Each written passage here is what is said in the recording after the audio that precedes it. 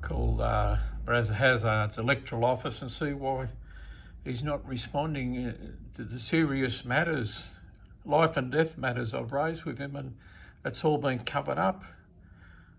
Looks like Brad's covering it up. Let's get some clarification.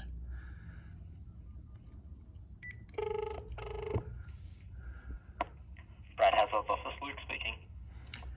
Yeah, good afternoon, Luke.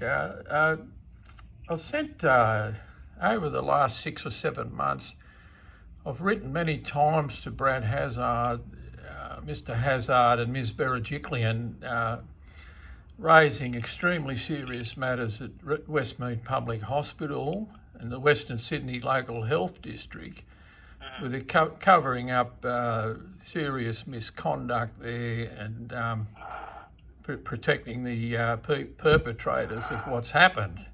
And I've sent many letters, emails to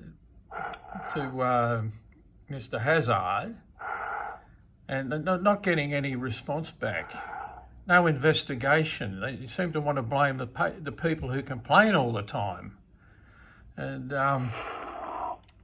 you know, this is life and death matters. You know, like on the 16th of July, I was shackled for 4 hours in Westmead Public Hospital emergency department. For 4 hours. I'd like to see Mr. Hazzard shackled for 4 hours. And I've got cancer in 2 lungs. I've got cancer everywhere. And subjected to unwanted procedure, a host of things. And I sent an email or 2 last week and no response. No acknowledgement. I mean, what's going on, Luke? I mean, people there are getting killed there, dying, and it's covered up. The conduct that they're doing there, it kills people. You've got university trainee doctors there. They're just practicing on people's bodies. Haven't got a clue what they're doing. In emergency, you should have the best there. You know, I've been treated so bad there. And in good faith, I've written and draw the matter to Mr. Hazzard's attention, and he just fobs it off. And what's wrong with the truth? What's wrong with the truth? You want to blame the people all the time. Blame someone else.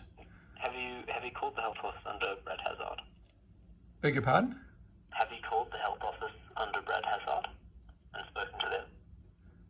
Look, this is a ministerial thing, and that's why I drew the attention and wrote to the Premier and Mr. Hazzard. Yeah. You can't treat people like that and come. Just because this office doesn't have any relevance to Mr. Hazzard's health duties, would you like the ministerial number to talk to them? The ministerial number. So yeah. What number is this? This is Brad's electorate office in Wakehurst. Yeah, I've rang the ministerial number. I spoke with Gloria. Okay. Right. Now, I just want to make sure Mr. Hazzard gets the message. You can't cover up stuff like this, okay? Yeah, if you've rang them, then they'll definitely be on top of it. Yeah, well, I spoke with Gloria, and she sounded a bit biased, and naturally she works for Mr. Hazzard. But look, people there, this is going on there, Luke. It could happen to you. It could happen to your family member. You don't cover up stuff like that. Seen in Queensland what happened when they covered up Dr. Death there in Bundaberg Hospital, Jayant Patel. He killed 100 people, and they kept covering up the complaints, and he went on to kill more. Now, what's going on in Westmead Public Hospital in the Western Sydney Local Health District? Brad Hazzard, he appoints the board, my understanding. He got a chairman, he's the vice president of the Bank of America. I mean, you imagine, Luke, being shackled for 4 hours. You can't breathe, you've got cancer in two lungs on your back.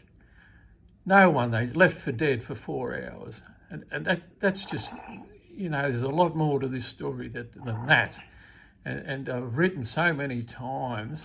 I've written to the board, to Chief Executive Graham Loy, Rebecca Tyson, and they just fob you off. They're covering up, they're lying. They're lying. They're just blatantly lying, and people are sick of it, mate. They want straight answers. They don't want spinning around. Sick of that. No, the days of that are over. You know, it's what's going on in that Westmead Public Hospital, Western Sydney Local Health District. That's a disaster, you know. About it because all the emails related to this would have been sent to the ministry. Well, I've sent them to both the electoral office and the ministry everywhere. I sent them to Berejiklian's electoral office and the Premier's office. Anything health I contacted Perrottet, now the replacement Premier. I mean, you can't just cover stuff up like this. You can't cover it up. No one's even looking into it, mate. People are dying there today. Well, if you're sending emails and you've spoken to them, then they've obviously got knowledge of it. So. They've got knowledge, but they're in denial. They're covering up for the perpetrators. I mean, because it doesn't look good for them, because, you know, it was like with the Ruby Princess affair, you know, they tried to go and blame the Border Force Commission, you know, and try to blame everyone else, but it was Mr Hazzard and Ms Berejiklian and ultimately and the police minister and Kerry Chant. You know, they got the leadership there. They got a lead. It was a pandemic on, and they let 2,700 people get off a boat full of bloody COVID. Then they want to blame someone else. Come on, you got to be realistic. You know, that was preventable, and blind Freddie could see that was happening, and not one of them was down there to stop it. Mm-hmm. Then they want to blame the girl out the back in the health department. Unfortunately, there's nothing we can really do. No, look, I know there's nothing you can do, mate. But just ask this Mr Hazzard. Stop covering up about this and ask him about if he'd like to be shackled for 4 hours, can't breathe, and he nearly died. They had a fire there. I could have died there. It was just torture, like a torture chamber.